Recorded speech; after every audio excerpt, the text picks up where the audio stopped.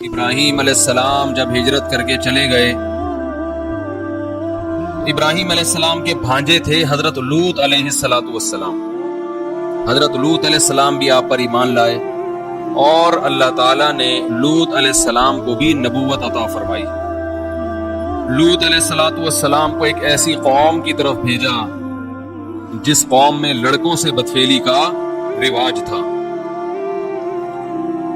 جب لوط علیہ السلام اس قوم کی طرف گئے تو لوط علیہ السلام کی دعوت کو اللہ تعالیٰ نے مختلف مقامات پر ان کے مختلف الفاظ کے ساتھ نقل کیا ہے۔ أَتَأْتُونَ الْفَاحِشَةَ مَا سَبَقَكُمْ بِهَا مِنْ أَحَدٍ مِّنَ الْعَالَمِينَ، تم ایسی بے حیائی کرتے ہو جو تم سے پہلے اس جہان میں کبھی بھی کسی نے نہیں کی۔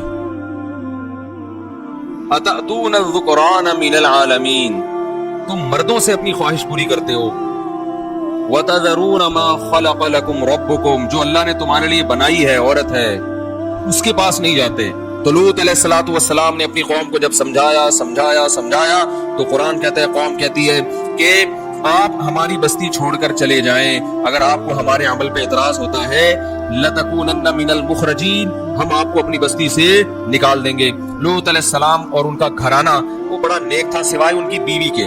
یاد رکھو، پیغمبر کی بیوی کبھی بدکار نہیں ہوتی، کافر ہو جائے گی، بدکار نہیں ہوتی۔ حدیث سے بات ثابت ہے، وَلِدتُّ مِن نِكَاحٍ لَا مِن صِفَاحٍ، اس لیے نہیں ہوتی کہ اس سے نسب کیا ہو جاتا ہے پیغمبروں کا۔ بولو نا بھائی، بیوی خیانت کرے تو نسب کس کا خراب ہوگا؟ شوہر کا نا۔ تو اللہ پیغمبر کو کبھی ایسی عورت نہیں دیتے جو زنا کر لے، کیونکہ اس سے پیغمبروں کا نسب کیا ہوتا ہے؟ خراب۔ اور پیغمبر کا نسب خراب ہونے کا مطلب کیا ہے؟ کہ اللہ کے سفیر سے اب لوگوں کا اعتماد ختم، تو کافر ہو جائے گی مگر بدکار نہیں ہوتی۔ اسی طرح یاد رکھو، اللہ نے ہمیں اجازت دی عیسائی عورت اور یہودی عورت سے بھی شادی کی، حالانکہ وہ کافر ہوتی ہے، مگر بدکار عورت سے نکاح کو پسند نہیں کیا۔ میرے پاس کوئی کیس آتا ہے کہ بیوی زنا کرتی ہے، اس کے ناجائز تعلقات ہیں، میں کہتا ہوں تعلق فوراً کیا کر دو؟ ختم، اس کو طلاق دے دو، کیونکہ طلاق نہیں دی آگے نسب، بچے میں کیا ہوگا، نسب میں کیا ہوگا؟ شبہ پیدا ہو اور تمہاری نسلیں برباد ہو جائیں گی۔ مرد کے زانی ہونے سے بھی بہت برائی آتی ہے، بہت گندا عمل ہے، خاندان تباہ ہوتا ہے، عورت اور بچوں پہ برے اثرات پڑتے ہیں، لیکن نسب خراب نہیں ہوتا اس سے۔ عورت کے بدکار ہونے سے کیا ہوگا؟ نسب میں کیا پیدا ہو جائے گا؟ شک پیدا ہو جائے گا۔ اس لیے شریعت نے مرد اگر زنا کرے 4 گواہ ہوں گے تو اس کو سزا دی جائے گی، عورت زنا کرے 4 گواہ ہوں گے تو سزا دی جائے گی، لیکن اگر شوہر زنا کرے 4 گواہ نہیں ہے تو بیوی سزا نہیں دلوا سکتی، مگر بیوی گناہ کرے، زنا کرے، 4 گواہ نہیں بھی ہیں تو شوہر لعان کے ذریعے سزا دلوا سکتا ہے۔ سمجھ میں نہیں آ رہی بات؟ اس لیے کہ شوہر نے اگر زنا کیا تو بیوی کا نسب تھوڑی خراب ہو رہا ہے، اس سے اولاد پر شبہ نہیں آ رہا، لیکن بیوی اگر زنا کر رہی ہے تو شوہر کا نقصان کیا ہو رہا ہے؟ بچوں میں نسب میں گڑبڑ پیدا ہو رہی ہے نا، شبہ پیدا ہو رہا ہے۔ تو اس لیے یہاں شریعت نے مرد کو حق عورت کی نسبت زیادہ دیا ہے کہ مرد اپنی بیوی پہ زنا کی حد جاری کروا سکتا ہے کہ اس نے مجھ سے جو ایگریمنٹ ہوا تھا اس کی خلاف ورزی کی ہے، لیکن عورت اپنے شوہر پہ زنا کی حد جاری نہیں کروا سکتی جب تک 4 گواہ نہ ہو اس کے پاس۔ بات آ رہی ہے سمجھ میں؟ تو اس لیے عورت کے لیے یہ عمل اس لیے زیادہ برا ہے کہ اس سے نسب میں کیا پیدا ہوتا ہے؟ خلق۔ تو پیغمبروں کی بیویاں کافر تو گزری ہیں مگر زانی نہیں گزری۔ تو لوط علیہ السلام کی بیوی میں برائی یہ تھی کہ وہ زنا تو نہیں کرتی تھی، مگر وہ لوگوں کو پتہ بتایا کرتی تھی لڑکوں کا کہ فلاں علاقے میں خوبصورت لڑکا ہے، کوئی بھی اس کو ہوتا ہے نا کہ یہ والا کام کہ تم ادھر پہنچ جاؤ، ایسا کرو۔ زنا تو اس قوم میں ویسے ہی نہیں تھا، عورت کی رغبت ہی نہیں تھی۔ تو لوط علیہ السلام کے جتنے اہل و عیال تھے سب حضرت لوط علیہ السلام کو مانتے تھے۔ اللہ نے اس خاندان کو اس برائی سے بچایا، لیکن لوط علیہ السلام کی بیوی آپ کی بیوی ہو کر لوگوں کو لڑکوں کا پتہ بتایا کرتی تھی۔ اللہ نے لوط علیہ السلام کو بتا دیا کہ جب عذاب آئے گا تو آپ کے پورے خاندان کو بچاؤں گا مگر آپ کی بیوی کو نہیں بچی، ہلاک ہوگی اسی عذاب۔ تو قرآن کے اب الفاظ دیکھیں، لوط علیہ السلام کہہ رہے ہیں کہ ہمیں رغبت ہی نہیں ہے عورت۔ تو قرآن کے الفاظ دیکھیں کہ اللہ تعالیٰ نے خوبصورت لڑکے بھیجے، یعنی فرشتے بھیجے خوبصورت لڑکوں کی شکل میں۔ وہ فرشتے پہلے ابراہیم علیہ السلام کے پاس آئے، حضرت ابراہیم نے ان کو پہچاننے سے انکار کر دیا، وہ تو جانتے نہیں تھے، وہ کیونکہ انسانی شکل میں آئے تھے۔ ابھی وہ آ کے بیٹھے ہی ہیں، قرآن کہہ رہے ہیں فَمَا لَبِثَ أَن جَاءَ بِعِجْلٍ حَنِيذٍ، کہ اچانک بھنا ہوا بچڑا لا کے ان کے سامنے رکھ دیا۔ حالانکہ جب کوئی مہمان گھر میں آتا ہے پہلے آپ پوچھتے ہیں بھائی کیسے آنا ہوا، کہاں سے آنا ہوا، اور خیریت, کھانا کھائیں گے, یہ پوچھتے ہیں نا. لیکن قرآن میں جہاں بھی یہ واقعہ بیان ہوا کہ وہ آئے ہیں انسانی شکل میں, ابھی بیٹھے ہی ہے کہ بھنا ہوا بچڑا سامنے. یہ ابراہیم علیہ السلام کی سخاوت کو ہائی لائٹ کیا جا رہا ہے. سمجھ میں آ رہی ہے بات کہ بھائی ان کو یہ اندازہ ہو گیا ہے تو یہ اس علاقے کے نہیں, کیونکہ میں ان کو پہچانتا نہیں ہوں, تو بھوک لگی رہی ہوگی, تو پوچھنے کی ضرورت نہیں ہے. ایسا نہ ہو تکلف میں منع کر دیں, بنا ہوا بچڑا فوراً سم. وہ بچڑا, ہم بکرے کو روتے ہیں, اور وہاں کیا ہوا, حالانکہ غریب سے ابراہیم علیہ السلام بچڑا لا کے رکھ دیا, لے وہی کھایا. ہمارے یہاں کیا ہوتا ہے, ایک صاحب کہنے لگے میں گیا اپنے رشتے داروں کے گھر, انہوں نے کہا آپ نے کھانا کھا لیا ہے, میں نے کہا ہاں. میں نے کہا نہیں, کہہ رہے کھایا ہوتا تو چائے پلاتا آپ. کہہ رہے کھانے سے بھی گئے اور چائے سے بھی, کھانے سے بھی گئے اور چائے سے بھی گئے. اچھا خیر, تو فما لبثا, ابھی ٹھہرے ہی نہیں ہے کہ بنا ہوا بچڑا سامنے لا کے رکھ دیا. فلما رأى أيديهم لا تصل إليهم, جب دیکھا کہ ان کے ہاتھ اس کی طرف بڑھتے ہی نہیں ہیں. بھائی جب ایسی چیز سامنے لا کے رکھی جاتی ہے اتنی مزے کی, تو تین حالتیں ہوتی ہیں. یا تو آپ کو بھوک لگ رہی ہوتی ہے, تو آپ کھاتے ہی ہو پیٹ بھر کے یار. دوسرا, آپ کو بھوک نہیں بھی لگ رہی ہوتی تو پھر بھی آپ کہتے ہو اتنی مزے کی چیز ہے, چارنے والے تو لے لو. اور اگر پھر بھی دل نہیں کر رہا تو آپ میزبان کی محنت کی قدر کر کے کھاتے ہو کہ اس نے اتنی محنت سے بنایا, ایک نوالا بھی نہیں کھاؤں گا تو اس پہ کیا گزرے گی. لیکن قرآن کہہ رہا ہے کہ ذرہ برابر بھی ہاتھ نہیں بڑھائے.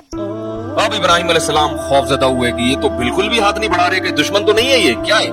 اس لیے کہ اس زمانے میں دستور تھا کہ جو جس گھر میں کھانا کھا لیا کرتا تھا پھر وہاں سے دشمن کبھی نہیں کھانا کھاتا تھا. وہ کہتے یار ہم جس پلیٹ میں کھانا کھائیں اسی میں چھید کریں, یہ کیسے ہو سکتا ہے, ہم تو لڑنے کے لیے آئے ہیں نا, تو ہم کھانا کیوں کھائیں. ہمارے یہاں کھاؤ پیو تمیز سے بیٹھ کے, پھر اس کی جیب سے بٹوا نکال کے چلے جاؤ. ایسا ہی ہوتا ہے. بعض دفعہ مہمان گھر میں آتا ہے, اس کھائے گا پیے گا, رات گزارے گا, درازوں میں گھس کے چیزیں نکال کے نکل لے گا یہاں سے. ایسا بھی ہوتا ہے. تو اب ابراہیم علیہ السلام خوفزدہ ہو گئے کہ یہ کوئی نقصان پہنچانے آئے ہیں, اجنبی ہیں, اس علاقے کے بھی نہیں ہیں, پتہ نہیں کیا مجھے نقصان نہ پہنچا دیں. تو اوجس منہم خیفہ قالوا لا تخف, کہنے لگے گھبرائیے مت, انا رسول ربک, ہم اللہ کے بھیجے ہوئے فرشتے ہیں, انسان نہیں. ہمارے لیے بچڑا اور پتھر برابر ہے, یہ کچھ بھی نہیں ہے, اس کا ہم رغبت ہی نہیں ہے ہمیں ان چیزوں کی طرف. بھائی کیوں آئے ہو پھر, کہنے لگے ہم فرشتے ہیں, انسانی شکل میں آئے ہیں آپ کو خوشخبری دینے کے لیے. اور پہلے اپنا اصل مقصد بتایا کہ ہم آئے ہیں لوط علیہ السلام کی قوم کو تباہ کرنے کے لیے. ابھی ہم یہاں سے کہاں جائیں گے, قوم لوط کے پاس, اور اس قوم کو ہم تباہ کر دیں گے. اللہ فرماتے ہیں ابراہیم علیہ السلام جھگڑنے لگے. الفاظ دیکھیں قرآن کی, یجادلونا, ہم سے جھگڑنے لگے. کس سے, اللہ سے. اصل میں جھگڑتے نہیں, یعنی وہ بار بار یہ کہنے لگے کہ کسی طرح وہ قوم بچ جائے. تو اتنا اللہ کے پیچھے پڑے کہ اللہ نے اس عمل کو جھگڑنے سے تعبیر کی. جیسے کوئی بھکاری ہمارے پیچھے پڑ جائے نا بار بار اللہ کے, ہم کہتے ہیں یار تو پٹے پر آ گیا ہے, حالانکہ بھکاری تو نہیں لڑتا. تو ابراہیم علیہ السلام کے دل میں ایسا جذبہ پیدا ہوا کہ کسی طرح یہ قوم تباہی سے بچ جائے. تو پھر کہنے لگے اس میں تو قوم لوط بھی ہے, اور اس میں تو ان کے اہل و عیال بھی ہیں. اللہ نے فرمایا نحن اعلم بمن فی, ہمیں پتہ ہے کون کون ہے, کس کو بچانا ہے, آپ اس کی فکر نہ کریں. ان ابراہیم لأواہ حلیم, اللہ فرماتے ابراہیم بڑے نرم دل اور بہت زیادہ برداشت کرنے والے تھے. وہ چاہ رہے تھے کہ قوم تباہ نہ ہو.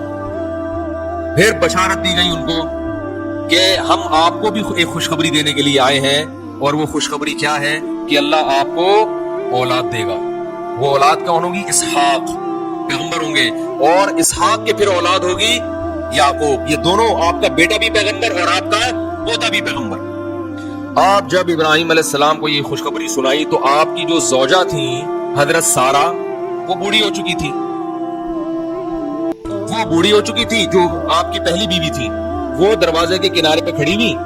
تو فسکت وجہہا, انہوں نے اپنا ماتھا ایسے کر کے, جیسے بوڑھی عورتیں نہیں ہائے ناس, اور کہتے ہیں یا ویلتا, ہائے بدبختی, ہائے تیرا ناس ہو, ایسے کہتے ہیں نا.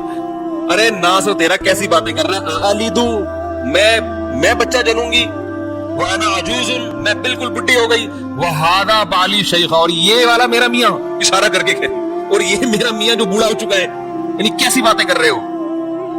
تو فوراً فرشتوں نے کہا اتعجبین من امر اللہ, تمہیں اللہ کے فیصلوں پر اعتراض ہو رہا ہے, تعجب ہو رہا ہے. رحمت اللہ وبرکاتہ علیکم اہل البیت, کہ اے گھر والو تم پر اللہ کی رحمتیں اور بہت ساری برکتیں, تم عام لوگوں کی طرح نہیں ہو, تم نے توحید کے لیے قربانیاں دی, تم نے ہجرت کی ہے بھائی, اور یہ میرے خلیل ہے, تو تمہارے اعمال ایسے ہیں کہ تمہارے سامنے ایسا ہو جانا یہ کوئی اچنبے کی بات نہیں ہے. تو پھر وہ قوم آئی ابراہیم علیہ السلام کو خوشخبری دے کے. پھر ابراہیم علیہ السلام نے اس خوشخبری کے بعد اللہ تعالیٰ سے کہا کہ وہ قوم کو کیوں ہلاک کر رہے ہیں. اللہ نے فرمایا اعرض عن ھذا، اے ابراہیم اس بات کو چھوڑ دے، انہ قد جاء امر ربک، تیرے رب کا فیصلہ ہو چکا ہے، اللہ اس قوم کو تباہ کرے گا لازم. تو پھر وہ فرشتے سفر کر کے گئے ہیں حضرت لوط علیہ السلام کے. وہ تو ایک دم سے پہنچ گئے ہوں گے جب آسمان سے نیچے اتنی آرام سے آ گئے. تو لوط علیہ السلام کیا چلے گئے. وہ لوط علیہ السلام نے دروازہ کھولا، مہمان آئے ہیں، ان کو بٹھایا. اور جیسے ہی لوط علیہ السلام کی نظر ان نوجوانوں پہ پڑی، بڑے خوبصورت لڑکے تھے، نوجوان تھے، تو لوط علیہ السلام کہنے لگے آج کا دن بہت سخت گزرے گا مجھ پہ. جیسے ہی ان کو دیکھا نا، لوگ تو مہمان سے خوش ہوتے ہیں نا، پیغمبر تو، لیکن پیغمبر ان کو دیکھ کے خوش نہیں، کہ میری قوم کو پتہ نہ چل جائے تو یہ میرے مہمان ہیں، میری قوم مجھے رسوا کر دے گی ان کے سامنے، ان سے بدکاری کرے گی. تو بہت پریشان ہو کے کہنے لگے یہ بڑا سخت دن ہے جو آج مجھ پر آیا ہے. قرآن کہہ رہا ہے وجاء اہل المدینۃ یستبشرون، جو شہر کے لوگ تھے وہ خوشیاں مناتے ہوئے آ گئے. اور لوط علیہ السلام کے گھر کا انہوں نے کیا کر لیا، گھیراؤ. اب لوط علیہ السلام پیغمبر جو ہے نا، جو بھی غیرت مند آدمی ہوتا ہے وہ مہمان کے بارے میں بڑی غیرت رکھتا ہے. کہ کوئی مہمان گھر میں بیٹھا ہو اس کی عزت کو اپنی عزت سمجھتا ہے. لوگ کہتے ہیں نا بھائی جو بھی کرنا ہو باہر جا کے لڑو، یہ جب تک میرے گھر میں ہے تو میرا مہمان ہے یہ. اب لوط علیہ السلام پریشان، جو شہر والے لوگ آئے اور آگے کہنے لگے کہ اولم ننہک عن العالمین. لوط علیہ السلام نے کہا ان ہؤلاء ضیفی، یہ میرے مہمان ہیں، فلا تفضحون، مجھے ان کے سامنے رسوا مت کرو. ان کی رسوائی کس کی رسوائی ہے؟ میری رسوائی. اور ہؤلاء بناتی ان کنتم فاعلین، یہ میری بیٹیاں ہیں، ان سے نکاح کرو. علماء نے لکھا ہے کہ سگی بیٹیاں بھی ہو سکتی ہیں، اور زیادہ غالب یہ ہے کہ انبیاء چونکہ روحانی باپ ہوتے ہیں نا، تو اس حوالے سے اپنی قوم کی بیٹیوں کو انہوں نے کیا کہا، اپنی بیٹیاں کا، ان سے نکاح کرو تم. تو وہ جواب میں کیا کہنے لگے اولم ننہک عن العالمین ما لنا فی بناتک من حق، آپ کو پتا ہے کہ ہمیں عورت سے نکاح میں رغبت نہیں، کیوں مشورے دے رہے ہو شادی کرو، کیوں آپ مشورے دے رہے ہو. اور دوسرا یہ کہ اولم ننہک عن العالمین، آپ کو پہلے خیال کرنا چاہیے تھا. آپ کو جب ہماری عادت کا پتہ ہے تو یہ بات آپ کو پہلے سوچ لینی چاہیے تھی کہ آپ ایسے لوگوں کو گھر میں داخل، آپ نے ایسے لوگوں کو گھر میں، اتنے خوبصورت نوجوان لڑکے، آپ نے ان کو گھر میں داخل ہونے کیوں دیا. اب دیکھو الٹا طنز کس پہ کر رہے ہیں. اور ادھر قدرت کا فیصلہ کیا ہے کہ ان کو گناہ میں مست ہونے دو. علماء نے لکھا ہے کہ کسی علاقے میں اگر گناہ آسان ہو جائے تو یہ اللہ کی رحمت کی دلیل نہیں ہے، بلکہ یہ اس کی علامت ہے کہ اب اللہ نے پکڑنے کا فیصلہ کر لیا ہے. کیونکہ اللہ کی قرآن میں جگہ جگہ آتا ہے سنستدری، جو ہم جب گناہگار کو پکڑتے ہیں نا تو اس کو مہلت دیتے ہیں، اس کو گناہ اس کے لیے کیا کر دیتے ہیں، آسان. پہلے مشکل ہوتا ہے گناہ تاکہ یہ توبہ کر لے، مشکل ہو اس کو گناہ میں، پھر اللہ اس کے لیے کیا کر دیتے ہیں. کوئی زنا کرتا تھا اور جناب اس کو یہاں زنا مشکل ہو رہا تھا، اس کا جناب یورپ کے کسی ملک کا ویزا لگ گیا، اب وہاں کوئی پوچھنے والا نہیں، وہ سمجھتا ہے اب عیاشی کروں گا. او بھائی اب تیرے گرد جو ہے نا گھیرا کیا ہو رہا ہے، تنگ ہو رہا ہے. تو اتنے خوبصورت نوجوان تو انہوں نے کبھی دیکھے نہیں تھے، تو وہ اتنے خوبصورت نوجوانوں کو دیکھ کر مدہوش ہو گئے، اور وہ سمجھ رہے ہیں کہ گناہ کا راستہ آسان ہو رہا ہے. حالانکہ یہ آسانی اللہ اس لیے کر رہا تھا کہ اللہ کی حجت ان پر، بولو بھائی، تمام ہو جائے اور اللہ ان کو پکڑے اس عذاب میں. تو ابھی لوط علیہ السلام کہہ رہے ہیں کہ نکاح کرو، وہ کہہ رہے ہیں، اور نکاح کا مشورہ لوط علیہ السلام کیوں دے رہے ہیں، یہ بھی سمجھنے کی چیز ہے. لوط علیہ السلام یہ بھی کہہ سکتے تھے 4 مہینے کے لیے تبلیغ میں نکل جاؤ، کیا خیال ہے، خانقاہ ہے وہاں جاؤ اپنی اصلاح کراؤ.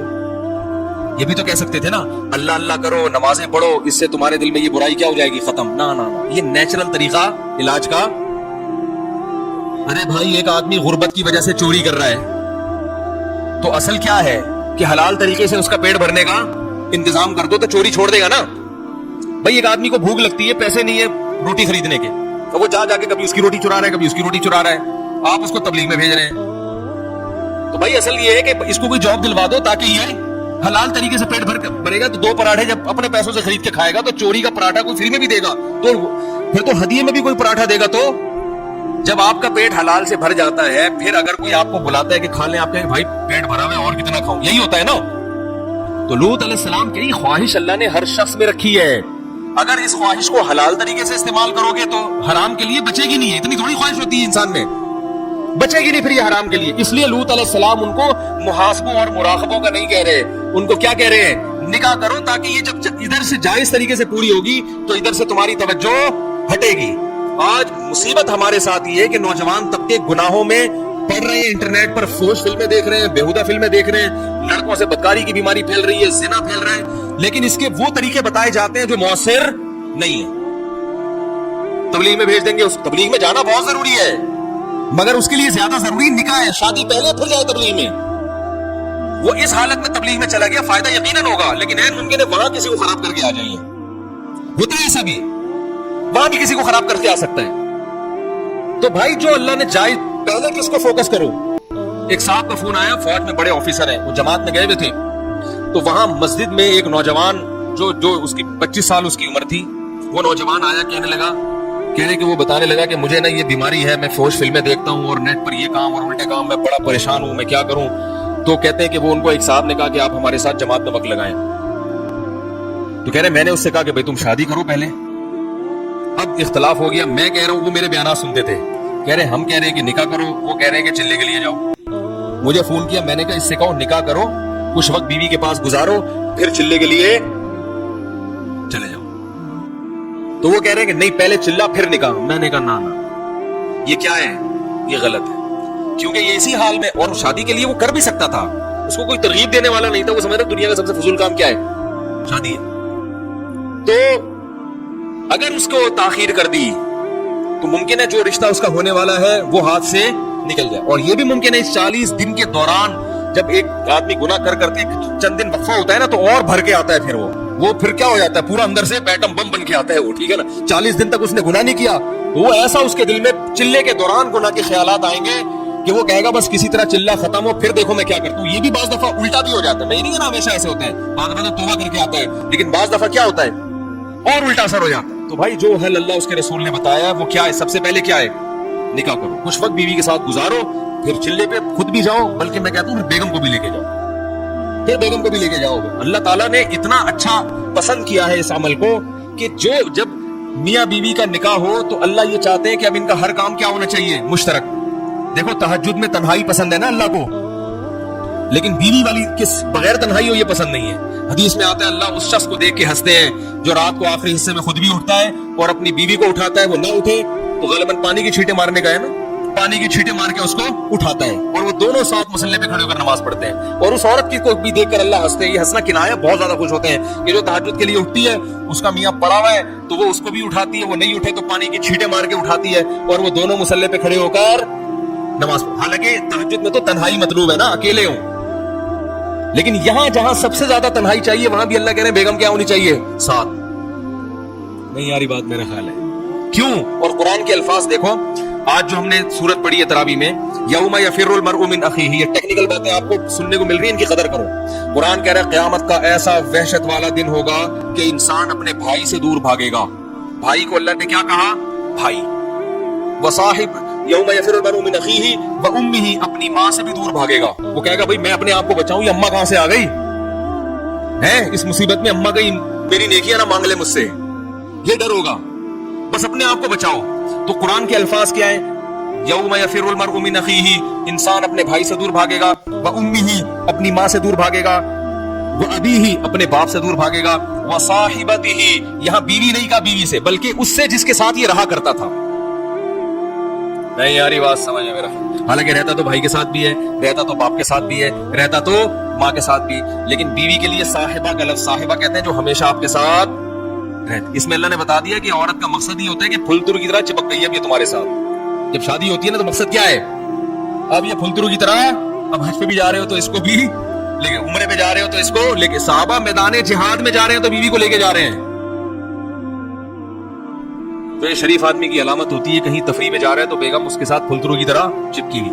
اس کا فائدہ یہ ہوتا ہے کہ وہ پکنک پہ ادھر ادھر آنکھ مٹکنے کی کوشش, اس کو پتا ہوتا ہے فرشتے شاید میری ایسی نگرانی نہ کریں جیسی یہ کر رہی, تو برائیوں سے بھی بچتا ہے انسان. اور سفر میں جانے کے بعد انسان میں جو خواہش پیدا ہوتی ہے, شہوت پیدا ہوتی ہے, گھر سے دوری کی وجہ سے اس کے ناجائز طرف جانے کے امکانات بڑھ جاتے ہیں, کیونکہ بیگم تو ہے نہیں, اور خطرہ اس لیے بھی ہوتا ہے کہ کوئی پوچھنے والا بھی نہیں ہے. اپنے شہر میں, اپنے ملک میں تو آدمی برائی کرتے ہوئے ڈرتا ہے نا کہ پکڑا جاؤں گا, لوگ بولیں گے تو کیا کر رہے بھائی, تو وہی ہے نا جو ادھر رہتا ہے, گولے گھنٹے کی دکان کے ساتھ رہتا ہے, تو پکڑ لیتے ہیں. کسی اور ملک میں کون, کس کو کیا پتا کون ہے, تو زنا کی طرف جانے کے امکانات کیا ہوتے ہیں. تو وہاں بیگم اگر ساتھ ہوگی تو نگرانی بھی ٹائٹ والی ہوگی. ویسے فرشتے زیادہ نگرانی کرتے ہیں. ایک میں مثال دے رہا تھا, نگرانی بھی کیا ہوگی, کلپ بنا دیتے ہیں لوگ کہ اس نے بیگم کو فرشتوں سے بھی زیادہ اعلیٰ کہہ دیا تو کفر دائرہ اسلام سے خارج ہو گیا. تو نگرانی بھی ٹائٹ والی ہوگی اور برائی کے جذبات بھی پیدا نہیں ہوں گے. سمجھ رہے ہو کہ نہیں سمجھ رہے؟ تو اس لیے اس کو میں نے کہا بیٹا اس کی شادی کرا دو, اور اس کو بولے دلہن کو لے کے کہاں نکل لے, چلے پہ نکل لے. سمجھ رہے ہو کہ نہیں سمجھ رہے؟ تو لوط علیہ السلام کیا کہہ رہے ہیں, نکاح کرو نکاح. لیکن وہ قوم کہہ رہی ہے کہ ہمیں رغبت نہیں ہے.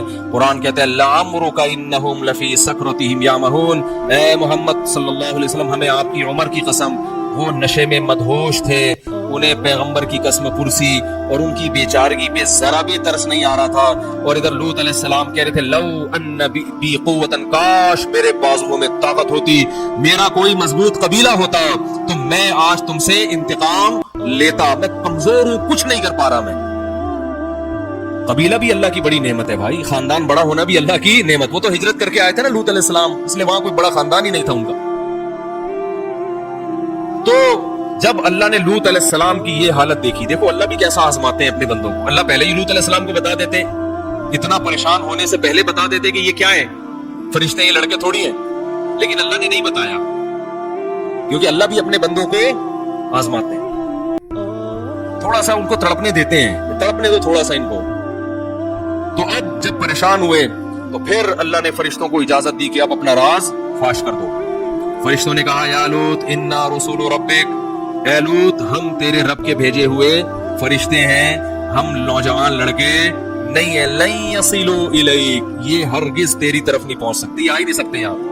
بہت طاقت دی اللہ نے ہمیں, یہ تو ہم اس روپ میں آئے ہیں, ہماری طاقت کا اندازہ نہیں ہو رہا. ہمیں اللہ نے یہ طاقت دی ہے کہ ہم ایک ہاتھ پہ اس زمین کو اٹھا کے الٹا دے کے پٹک دیں. فرشتوں کو اللہ نے بڑی طاقتیں دی ہیں. اب کرنا کیا ہے, فَأَسْرِ بِأَهْلِكَ بِقِطْعٍ مِّنَ اللَّيْلِ, رات کے تھوڑے سے حصے میں اس گھر میں آپ کے جتنے اہل و عیال, بچے اور والدین جو بھی ہوں گے, ان سب کو لے کے آپ نکل جائیں. ہوگا کیا, گھیراؤ ہے, اللہ ان کی آنکھیں اندھی کر دے گا, ان کو آپ باہر نکلتے ہوئے نظر نہیں آئے. اور یہ اسی طرح خوشیاں مناتے رہیں گے, یہ استبشرون ہے نا, یہ خوش رہیں گے حالانکہ آپ گھر سے باہر جا چکے ہوں گے, صرف ہم گھر کے اندر ہوں گے. یہ اسی طرح خوشیاں منا رہے ہوں گے, ان کو آپ باہر جاتے ہوئے نظر نہیں آؤ گے. اور دوسری بات کیا ہے, لوط علیہ السلام اتنے پریشان تھے نا کہ فرشتوں نے کہا کہ جیسے ہی صبح صادق ہوگی تو یہ صبح صادق ان پر قیامت بن کے نازل ہوگی اور ان کے لیے عذاب کا پیغام لے کے آئے گی. لوط علیہ السلام اتنے تنگ ہو چکے تھے کہ وہ پریشان تھے کہ صبح صادق میں کہیں زیادہ وقت تو نہیں ہے, تو بہت ٹائم ہو جائے گا, اس دوران یہ کچھ کرنا لیں. تو وہ فرشتوں نے کہا ان موعدہم الصبح الیس الصبح بقریب, ان سے جو وعدہ کیا ہے نا اللہ نے عذاب کا, وہ صبح کا وعدہ کیا ہے, کیا صبح قریب نہیں ہے؟ آپ جھانک کے دیکھیں صبح صادق کا وقت ابھی آنے ہی والا ہے. یہ تو پوری رات ان سے جو بحث مباحث ہوئی اس میں رات کا بہت حصہ گزر چکا ہے, صبح صادق کا وقت بس آنا ہی چاہتا ہے. قرآن کہتا ہے ہاں, اور یہ کہا ولا یلتفت منکم احد, پیچھے مڑ کے نہیں دیکھنا ہے. آپ اپنی قوم کو بتا دیں جو ایمان لائیں کہ عذاب آئے گا, لیکن آپ اس بستی سے دور بھاگیں.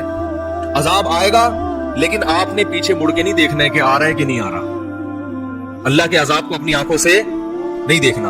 اور پھر بتا دیا کہ آپ کی بیوی بھی آپ کے ساتھ جائے گی, لیکن وہ پیچھے مڑ کے دیکھے گی کیونکہ اس کا شبہ ہے نا کہ پتہ نہیں آ رہا ہے کہ نہیں آ رہا. جو ایمان والے ہیں وہ کہیں گے کہ جب پیغمبر نے بتا دیا کہ عذاب آ رہا ہے اور منع کر دیا پیچھے دیکھنے سے, تو بس مت دیکھو, یقین کر لو کہ عذاب آ رہا ہے. وہ تو پیغمبر کی بات پہ یقین کریں گے نا.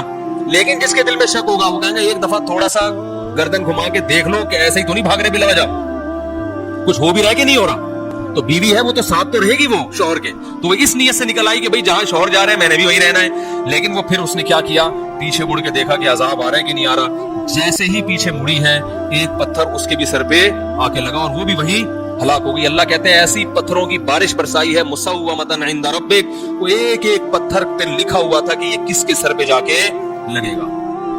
اور پھر کیا کیا ہے, پتھروں کی بارش ہونے کے بعد فرشتوں نے اس زمین کو اٹھایا. قرآن کہہ رہا ہے فجعلنا عالیہا سافلہا,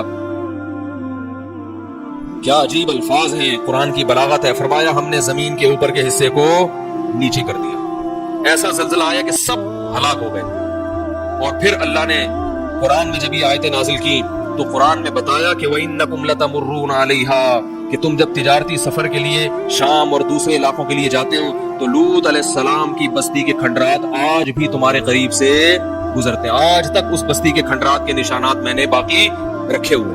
پوری قوم کو اللہ نے ہلاک کر دیا. اور لوط علیہ السلام اس قوم سے کہتے تھے انی لعملکم من القالین, تم جو یہ گندا عمل کر رہے ہو گواہ رہنا اس پر کہ میں اس عمل پہ خوش نہیں ہوں. اس سے پتہ چلتا ہے کہ جب آپ برائی دیکھیں تو برائی اگر آپ چھڑوا نہیں سکتے کم از کم برات کا اعلان کر دیں کہ بھائی یہ آپ کا ہیڈک ہے, ہم اس عمل کو پسند نہیں کرتے. میرے پاس ایک شخص کا فون آیا کہ یو کے لیے مجھے ویزا مل رہا ہے, لیکن ویزے میں شرط یہ ہے کہ اپنے آپ کو گے لکھوانا پڑتا ہے. میں ہوں نہیں لیکن جھوٹ موٹ لکھوا سکتا ہوں. میں نے کہا میرے بھائی اول تو ہمیں جو معلومات ہیں وہ یہ کہ صرف لکھوانے سے کام نہیں چلتا. وہ باقاعدہ ٹیسٹ کرتے ہیں کہ خاندانی بے شرم یا بغیرت ہے یا نہیں ہے.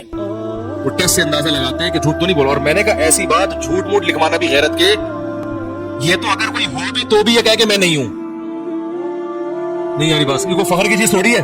اگر آپ نے اللہ نے کرے چوری کی, لوگ آپ سے پوچھیں آپ چور تو نہیں ہیں, آپ کہیں الحمدللہ میں تو خاندانی چور ہوں ماشاءاللہ, یہ تو اللہ کا بڑا فضل ہے. بھائی چوری کی بھی ہے تو اپنے گناہ کو چھپائے نا. بھائی ALP 813 ٹینکر کھڑا ہوا ہے, یہ ہٹا دیں. کسی کی گاڑی کھڑی ہوئی اور ٹینکر کی وجہ سے وہ گاڑی نہیں چلا پا رہے, تو آپ بتاؤ شریعت میں گناہ کو چھپانے کا حکم ہے نا, اپنے گناہ کو بھی چھپانے کا حکم ہے. اگر آپ نے زنا کیا اور کوئی آپ سے پوچھتا ہے آپ نے زنا تو نہیں کیا, اسلام میں اجازت نہیں ہے بتانے کی کہ ہاں میں نے کیا ہے. آپ بولے تم کیوں پوچھ رہے ہو, تم کون ہوتے پوچھنے والے. یہ بھی نہ کہیں کہ میں نے نہیں کیا اور یہ بھی نہ کہیں کہ میں نے کیا ہے. یہ بھی نہ کیوں نہیں کہیں کہ میں نے نہیں کیا, اس لیے کہ ہمارے حضرت سے کسی شخص نے پوچھا کہ وہ مجھ سے بار بار پوچھ رہا ہے کہ تم تہجد پڑھتے ہو, تو حضرت نے فرمایا آپ اس سے بولیں کہ تمہیں کیا ضرورت ہے مجھ سے پوچھنے کی میں پڑھتا ہوں کہ نہیں پڑھتا ہے. اس لیے کہ آج وہ پوچھ رہے تہجد پڑھتے ہو, آپ کہیں گے ہاں پڑھتا ہوں, وہ کہے گا کبھی کسی کوئی بدکاری تو نہیں کسی سے. تو اگر بالفرض آپ نے کی ہوگی تو آپ کہیں گے کیوں پوچھ رہے ہو, کہیں گے اچھا جب تہجد کا پوچھ رہے تھے تو اس وقت بتا دیا تھا. آپ لوگ کی جب سمجھ میں نہیں آ رہا تو اس کی کہاں سمجھ میں آئے. بھائی وہ کہے گا جب تہجد کا پوچھا تو آپ نے بتایا ہاں پڑھتا ہوں, اور جب میں نے پوچھا کہ کوئی الٹا کام تو نہیں کیا زندگی میں, تو اب آپ کہہ رہے ہو مجھ سے کیوں پوچھ رہے ہو. تو اصول یہی ہے کہ کوئی اچھائی کا پوچھے یا برائی کا. جو آپ کا پرسنل معاملہ ہے وہ کسی کے سامنے شو کرنے کی اجازت نہیں ہے. علماء نے یہاں تک کتابوں میں مسئلہ لکھا ہے کہ اگر حکومت نے آپ کو بلایا, بادشاہ نے, اب تو حکومت تو یہ کام کے لیے نہیں بلائے گی آپ کو, ان کو تو اس سے کوئی فرق نہیں پڑتا آپ کیا ہیں. پہلے بادشاہ کیا کرتے تھے, وہ سمجھتے تھے کہ برائی ختم کرنا ہماری ذمہ داری ہے, تو وہ بعض دفعہ بندے کو بلا کے پوچھتے تھے تم نے زنا تو نہیں کیا. اگر وہ کہتا تھا کیا ہے تو پھر اس کو کوڑے لگاتے تھے. تو علماء نے لکھا ہے اگر بادشاہ کو اس قسم کی کوئی خارش کی بیماری ہے, کوئی گواہ ہے نہیں, کوئی یا تو ہونا کہ لوگوں نے گواہی دی ہو, خود سے آ کے لوگوں سے تفتیش کر رہا ہے کہ تم نے یہ تو نہیں کیا, تو علماء نے یہاں تک لکھا ہے کہ اس شخص کے لیے جھوٹ بولنا جائز ہے. وہ کہتے میں نے نہیں کیا, اس لیے کہ بادشاہ کو اتنی لوگوں کے اندر گھسنے کی اجازت نہیں ہے کہ جا کے خود سے پوچھ رہا تو نے چوری تو نہیں کی, تو نے یہ تو نہیں کیا, تو نے وہ تو نہیں کیا, اور پکڑ پکڑ کے لوگوں کے چترون لگاتا رہے. تو جب اللہ نے وہ گناہ چھپا دیا تو دوسرا کیوں اس گناہ کو ظاہر کرے. تو یہاں پر شریعت نے اجازت نہیں دی اپنے گناہ کو لوگوں کے سامنے ظاہر کرنا. تو میں نے اس سے کہا میرے بھائی یورپ کے ویزے کے لیے یہ کہنا جھوٹ کہ میں گیا ہوں, یہ بڑے, میں نے کہا اگر آپ سچی مچی میں بھی ہو تو آپ اس پہ رو, اللہ کے سامنے جا کے گڑگڑاؤ کہ اللہ یہ گندی عادت مجھے پڑ گئی, مجھ سے چھڑوا دے, اور جیسے تو نے پردہ ڈال دیا میرے گناہ پہ پردہ ڈال دے. میں نے کہا اگر سچی مچی میں بھی ہو تو ان کے سامنے اقرار نہیں کرنا, یہ بہت ہی زیادہ بے شرمی کی علامت. یہ کوئی قابل فخر تھوڑی کہ میں ہوں تو مجھے بھیج دیں آپ, میں آپ کے معیار پہ ماشاءاللہ پورا اترتا. اور اس سے اندازہ لگاؤ اسلام کتنی بڑی نعمت ہے, کتنی اچھی قومیں ہیں, کتنی ذہین قومیں ہیں, لیکن اسلام نہ ہونے کی وجہ سے کیسے بہک گئے کہ سارے دنیا کے جتنے بھی وہ ہے نا اس ٹائپ کے, جن کو اردو میں بڑی مشہور گالی ہے مگر وہ ممبر پہ نہیں دے سکتا, اس قسم کے لوگوں کو اسپیشلی کیا دیا جاتا ہے. تو کچھ دنوں میں ایسے ممالک ان لوگوں کے ملک بن جائیں گے. آئے بات سمجھ, جو ہم گالی دیتے ہیں نا لوگوں کا تو ایسا ہے, تو سارے اس قسم کے لوگ تو پوری ریاستوں میں ایسے لوگوں کو جمع کیا جا رہا ہے. یہ عقل پہ, ان کے ہاں بھی بہت سے لوگ اس کو اچھا نہیں سمجھتے. آپ کو پتا ہے ایک دفعہ UK کی اسمبلی میں, لندن کی اسمبلی میں جب یہ بل پاس ہو رہا تھا نا کہ اس کو اجازت دی جائے, تو وہ اس کے ناجائز ہونے کی ان کے پاس کوئی دلیل نہیں تھی عقل کے لحاظ سے. وہ کہتے کیوں غلط ہے یہ, تو وہاں ہم نے بڑوں سے سنا کہ اسمبلی میں ایک گورا بیٹھا ہوا تھا, اس نے اس وقت یہ کہا کہ کاش ہمارا مذہب اسلام ہوتا, تو ہم اس کو غلط ثابت کرتے ہیں کہ اکارڈنگ ٹو اسلام یہ چیز صحیح نہیں ہے, کیونکہ ہمارا مذہب مذہبی ریاست نہیں ہے, تو اب ہمارے پاس اس کو ناجائز کرنے کے لیے کوئی دلیل نہیں ہے کہ کیوں غلط ہے, اس لیے مجبور ہو کے اس کو کیا کر رہے ہیں, ہیومن رائٹس کے خلاف سمجھ رہے اس پہ پابندی لگانا. تو اسلام بہت زبردست چیز ہے جس نے آپ کو بہت ساری گندگیوں سے روک دیا, اور اسلام مسلمان اللہ کے سامنے ہتھیار ڈال دیتا ہے. اللہ جب تو نے کہہ دیا غلط تو اب صحیح نہیں ہو سکتا. تو بھائی جس کو بھی یہ بیماری لگی ہے, اللہ کا واسطہ اللہ والوں سے تعلق قائم کرو. حضرت حکیم اختر صاحب کے خلفاء ہیں بہت سارے, ان سے بیعت ہو جاؤ. جامع رشید میں بہت سارے علماء ہیں جو مفتی رشید احمد صاحب کے خلفاء میں سے ہیں, ان سے بیعت ہو جاؤ. اور بڑے بڑے مشائخ ہیں, ان سے جا کے بیعت ہو کر ان کو لکھ کے دو کہ مجھے یہ بیماری ہے, مجھے کوئی طریقہ بتائیں کہ یہ بیماری مجھ سے چھوٹ جائے. تو جو شخص چھوڑنا چاہتا ہے وَإِنِّي لَغَفَّارٌ لِمَن تَابَ وَآمَنَ وَعَمِلَ صَالِحًا, اللہ کہتے ہیں میں ایسے شخص کے لیے مہربان ہوں, غفار ہوں جو ادھر آنا چاہتا ہے. اور اگر اسی پہ راضی ہو تو کرتے رہو. پھر یہ یاد رکھو, یہ بڑھاپے میں بھی یہ بیماری نہیں چھوڑ. بدنام ہو جاؤ گے, ذلیل ہو جاؤ گے, لوگ انگلیاں اٹھائیں گے کہ یہ گندا آدمی, اولاد انگلیاں اٹھائیں گی کہ ہمارا باپ برا. یہ برائی چھپتی نہیں ہے, یہ پکڑا جاتا ہے انسان کہیں نہ کہیں. اللہ تعالی ہم سب کو اس برائی سے توبہ کرنے کی توفیق عطا فرمائے. اور اپنے بچوں کی بھی نگرانی کیا کریں, یہاں تک نگرانی کریں کہ یہ جو کزن جب 10 سال کے ہو جاتے ہیں ان کو ایک بستر پہ سونے کی اجازت بولو بھائی نہیں. مائیں اس بات کا خیال کریں کہ جب آپ کا بچہ 7-8 سال کا ہے تو اس کو کزنوں کے ساتھ بھی تنہائی میں جمع نہ ہونے دیں. خواتین اس بارے میں بے پرواہ ہوتی ہیں, وہ کیا کرتی ہیں 6-7 سال کا بچہ ہے تو وہ کزن لے گئے, اس کو کوئی جو ہے نا زیادہ تر بیماری یہ کزنوں سے پھیلتی ہے. بتا دوں میں, کزن میں کوئی ایک بھی گندا ہوگا نا, وہ کیونکہ ان سے انسان بے تکلف ہوتا ہے. ہمارے پاس جو کیسز آتے ہیں جب ان کی تحقیق میں جاؤ تو اکثر میں کیا ہوتا ہے, کزنوں میں کوئی یہ خراب ہے نا, وہ سب سے پہلے کس کو نشانہ بناتا ہے, اپنے کزن. اور ان سے لوگ احتیاط بھی نہیں کرتے کہ یہ تو بھائیوں کی طرح ہے. تو وہ کیا مسئلہ کرتے ہیں کہ وہ اپنے کزن کو لے آئے گا کہیں تنہائی میں, مائیں کہہ رہی ہیں کہ بچوں کے ساتھ کھیل رہا ہے, وہ ہاتھ لگاتا رہے گا, اس کی آہستہ آہستہ عادت کو کیا کر دے گا, خراب. تو باپ ہر وقت بچوں کے ساتھ نہیں ہوتا, ماں کی ذمہ داری ہے جب اپنے 6-7 سال 8 سال کے بچے کو, یا اس کی بڑی عمر 15 سال اپنے بچوں کے ساتھ کہیں اپنے میکے جائیں یا کہیں بھی جائیں تو بچے پر نظر رکھے کہ کہیں ایسا تو نہیں ہے کہ کزن اس کو تنہائی میں لے کے کہیں جا رہے ہوں. بچوں کو, اپنے بچوں کو کزن کے ساتھ ایک بستر پہ سونے بول لو بھائی. میں یہ نہیں کہہ رہا سارے کزن غلط ہوتے ہیں, ایک غلط کی وجہ سے 100 کے ساتھ احتیاط کرنی پڑتی ہے. ارے جو بھی کسی عورت کی طرف دیکھتا ہے تو غلطی اسے تھوڑی دیکھتا ہے, لیکن بہت سے دیکھتے بھی ہیں تو ان ایک کی وجہ سے سب کو کہا جاتا ہے کہ عورت دیکھ کے کیا کرو, اسی وجہ سے. ورنہ سارے کو ٹھڑکی تھوڑی ہوتے ہیں کہ جس کو بھی دیکھنے غلط نہیں ایسے دیکھنے. تو احتیاط تو چند ایک کی وجہ سے سب کو حکم دیا جاتا ہے نا. اچھا مجھے ایک بات بتاؤ, آپ اپنے پیسے اپنے بٹوے میں چھپا کے کیوں رکھتے ہو؟ کیا یہ سارے چور بیٹھے ہوئے یہاں پہ؟